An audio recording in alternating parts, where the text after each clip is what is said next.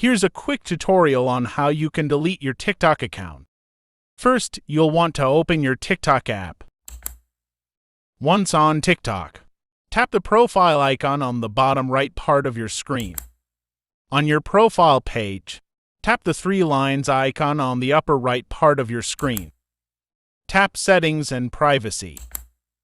Once in the Settings and Privacy, tap the account. On the account settings, tap Deactivate or Delete Account. Tap the Delete Account permanently.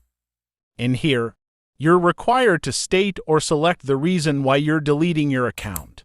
Once you've stated or selected your reason, tap Continue.